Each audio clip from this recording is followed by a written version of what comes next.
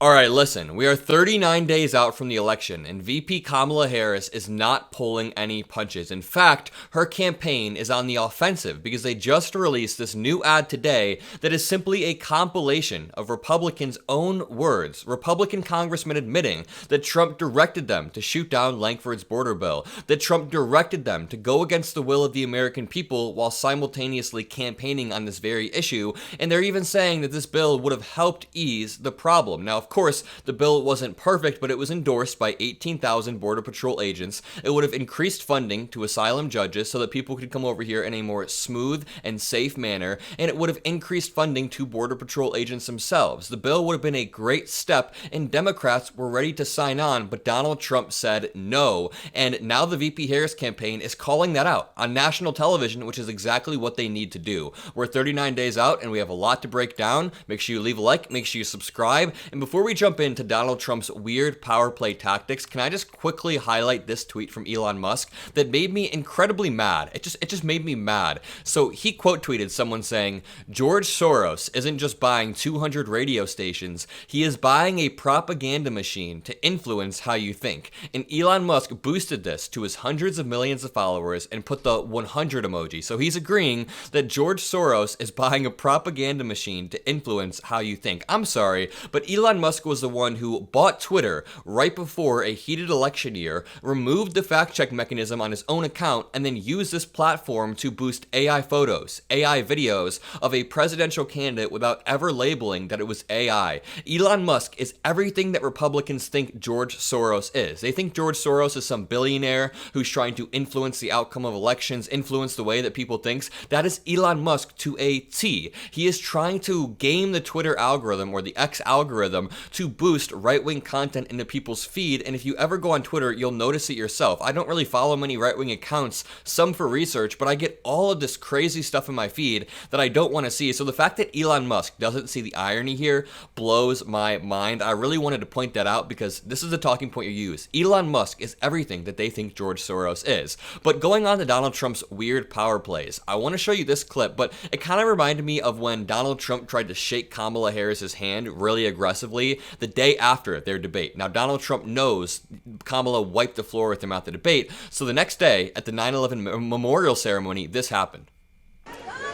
Kamala Harris goes for a handshake, and if you watch very closely, Donald Trump yanks back right here. He always yanks the hand. Every time he does a handshake, he tries to yank it back. And I'm gonna scrub through it so you can see the hand getting yanked back. But if you look at VP Kamala Harris's shoulder, she corrects it. She corrects it back. And I'm not trying to overanalyze it, but this is genuinely what's happening here. You can see VP Kamala Harris's shoulder kind of pull the handshake back. Let me play it one time fully.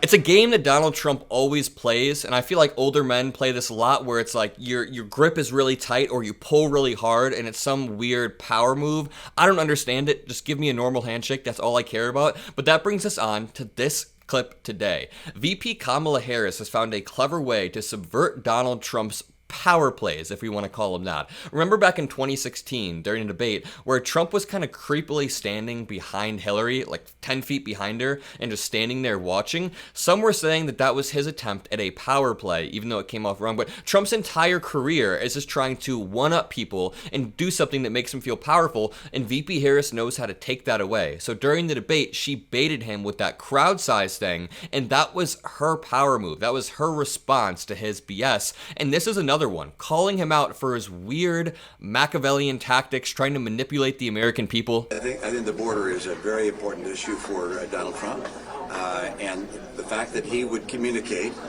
to Republican senators and congresspeople that he doesn't want us to solve the border problem because he wants to blame Biden for it is really appalling. I'm extremely disappointed in the very strange maneuvering by many on the right to torpedo a potential border reform bill. If we have a bill that, on net, significantly decreases illegal immigration, and we sabotage that, that is inconsistent with what we told our voters we would do. But it would be a pretty unacceptable dereliction of your duty. I had a popular commentator 4 weeks ago that I talked to that told me flat out, if you try to move a bill that solves the border crisis during this presidential year, I will do whatever I can to destroy you.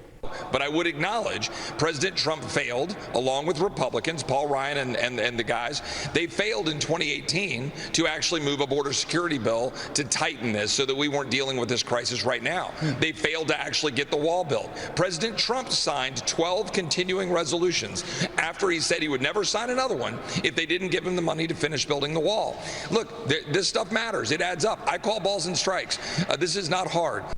The Speaker says that if one migrant comes across the border, that's one migrant too many, and your bill doesn't do enough to completely shut down the border. Actually, it does completely shut down the border in many ways. So that is Langford at the end there. Obviously a little bit salty because Republicans keep undermining him, but he said at one point that over here he was saying that a popular political commentator threatened to destroy him if he tried to push this bill through during an election year, and my gut is telling me it's either Tucker Carlson or Sean Hannity. Those two people are always in the back rooms trying to influence the politics. It could be someone else, but I'm thinking it's either Hannity or Tucker Carlson. But this entire clip demonstrates it so clearly, and it's also missing some clips. Mitch McConnell himself has admitted that Trump didn't want to pass the border bill. Mitt Romney said it perfectly, and Dan Crenshaw always confuses me because sometimes when I hear him speak, it sounds like he has a basis in reality. Like he understands the people around him are crazy, but then he still goes along with it. I don't know what to call these Republicans who you can tell they're rational somewhere deep inside, but they're just going along with the grift. People are going to get mad that I say this, but I think that JD Vance is one of those people as well. I think JD Vance from a decade ago, well, we know he was pro-trans. We know that he didn't like the immigration platform of Republicans. We know he was a never-Trumper who thought that Trump was America's Hitler. My point is, I think deep down there is an intelligent person somewhere in JD Vance, but I think it's been hijacked by the MAGA movement. We need a name for these people. Let me know what you think in the comments below. And here's the clip I mentioned of Mitch McConnell admitting that Trump killed the border bill. Know the answer. I think the demonization of Ukraine began by Tucker Carlson, who, in my opinion, ended up where he should have been all along, which is interviewing Vladimir Putin.